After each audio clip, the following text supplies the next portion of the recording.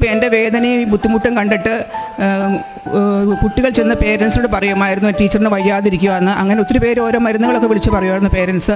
ആ കൂട്ടത്തിൽ ഒരു വിദ്യാർത്ഥിനിയുടെ അമ്മ ഈ കൃപാസനത്തിൻ്റെ പത്രം കൊടുത്തു വിട്ടു. ഇത് ടീച്ചറിന് കൊടുത്ത് അവിടെ പോയി പ്രാർത്ഥിക്കാൻ പറയും, സുഖമാകുമെന്ന് പറഞ്ഞു. പക്ഷേ എന്തുകൊണ്ടോ ഞാൻ ആ പത്രം വാങ്ങിച്ച് എൻ്റെ മേശപ്പുറത്ത് വെച്ചു. എന്നിട്ട് ഞാനത് വായിക്കാൻ തോന്നിയില്ല എന്ന് പറയുന്നതാണ് എൻ്റെ ശരി. ഞാൻ വായിച്ചില്ല. ഞാൻ 2 ആഴ്ച ഞാൻ മോൾ വന്ന് എന്നോട് ചോദിച്ചു, ടീച്ചർ കൃപാസനത്തിൽ പോയിരുന്നോ എന്ന് ചോദിച്ചപ്പോൾ ഞാൻ പറഞ്ഞു, ഇല്ല മോളെ ഞാൻ പോയില്ല. എനിക്ക് പോകണമെന്ന് തോന്നിയില്ല. കാരണം ഞാൻ ജപമാലയൊക്കെ ചൊല്ലുന്നുണ്ട്, ഞാൻ വിശ്വാസ ജീവിതത്തിലാണ്, ഞാൻ കുമ്പസാരിക്കുകയും കുർബാന സ്വീകരിക്കുകയും ചെയ്യുന്നുണ്ട് എല്ലാ മാസവും, അതുപോലെ തന്നെ കാരുണ്യപ്രവൃത്തികളൊക്കെ ചെയ്യുന്നുണ്ടെന്നൊക്കെ ഞാൻ ആ കൊച്ചിനോട് പറഞ്ഞു. ടീച്ചറിന് അങ്ങനെ പ്രത്യേകിച്ച് അവിടെ നിന്ന് പോകണം തോന്നിയില്ല, അതുകൊണ്ട് പോയില്ല മോളെ. എന്ന് പറഞ്ഞാൽ ശരി, ഓക്കെ ടീച്ചർ. ആ കൊച്ചങ്ങോട്ട് പോയി ആ പത്രം അവിടെ തന്നെ വെച്ചിരുന്നു.